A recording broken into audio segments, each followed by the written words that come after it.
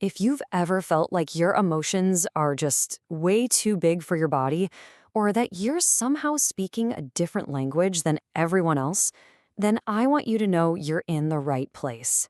Today, we're going to dive into a completely different and honestly, a much more hopeful way of looking at emotional intensity. And it's all based on a fantastic resource called the Emotional Intensity Toolkit. So let's just start with a question that might hit pretty close to home for some of you. Have you ever been given a diagnosis, maybe something like borderline or emotionally unstable personality disorder, and felt like you were just stuck in a box? Like that label was suddenly the only thing people could see?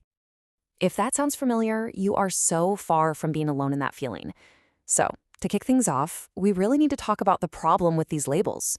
We're going to look at the real world weight they carry, and the good news is, why the whole conversation around them is finally, thankfully, starting to change. Yeah, for a long time, these labels have been just an incredibly heavy burden to carry. They can create so much stigma, not just out in the world, but even from the very people who are supposed to be helping you. It can feel like a life sentence, right? Like there's no way out, which of course can make you feel completely hopeless.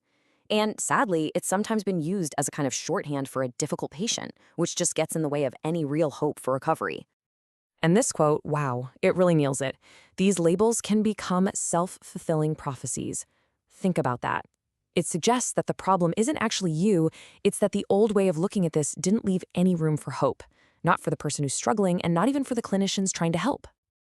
Okay, so that's the problem. But what if there was a better way? Well, there is. A huge positive shift in thinking is already underway, and it is a game changer. So let's look at this whole new approach. Here's the really exciting part. Experts all over the world, including massive organizations like the World Health Organization, are fundamentally rethinking this entire area. With new guidelines, the old, rigid, this is you for life categories are being phased out. And in their place, we're getting a much more flexible, compassionate, and hopeful way of understanding these experiences. This chart just lays it out so clearly. We're moving away from the idea of a fixed disorder that you have, like a broken bone, and toward a description of struggles that you're experiencing. The focus is shifting away from what's wrong with you and onto recovery, away from a label that defines you, and toward the idea that these are skills you can actually build. It's a massive shift from hopelessness to a real belief in our capacity for change. Okay, so it's all about building skills and capacity. That sounds great, but what does it actually mean? What does that look like in the real world when you're in the middle of it? Well, this is where we get super practical. Let's explore a resource designed to do exactly that. Meet the Emotional Intensity Toolkit. And the best part? It's a completely free online resource. It reframes this entire experience.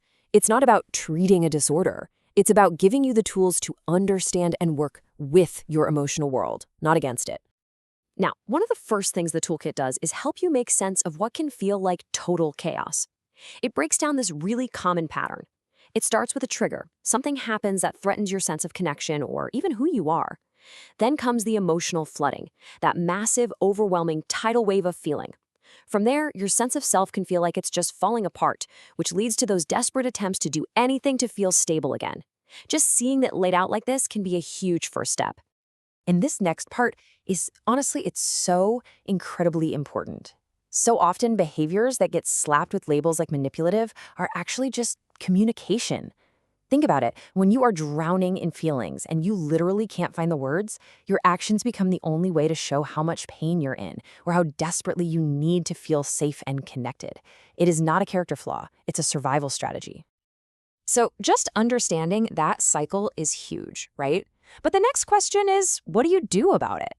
Well, the next step is building the skills to actually manage it. So let's look at the clear step-by-step path the toolkit lays out to build that capacity. What's so great about this approach is that it isn't some giant, overwhelming mountain to climb. It's broken down into 3 manageable phases. First, you've got containment, which is all about learning to survive the storm. Then comes reflection, where you start to see the patterns. And finally, working with sensitivity. This is where you can begin to turn what feels like a weakness into an incredible strength. Each step builds on the last. So before you can get into the why, you need tools for the right now. And that is exactly what containment is. You can think of it like emergency first aid for your emotions. These are crisis survival skills designed to help you ride out that intense emotional wave without accidentally making things worse. And we're not talking about vague advice here. The toolkit gives you concrete, evidence-based skills you can use in the heat of the moment, like these tip skills. These aren't just distractions. They are actual physiological hacks. Splashing cold water on your face, doing some quick jumping jacks, these things directly affect your nervous system to bring that fight-or-flight response down, giving your mind a chance to catch up. So once you have those tools, once you know that you can survive the storm, that's when you create the space for the next phase, reflection.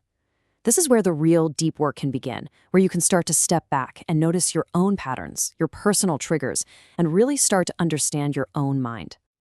And this brings us to the final, and I think maybe the most transformative idea in the whole toolkit. This is where the story you tell yourself can completely change. You see, the toolkit suggests something pretty radical. What if that intense sensitivity, the very thing that feels like a curse sometimes, isn't a flaw at all?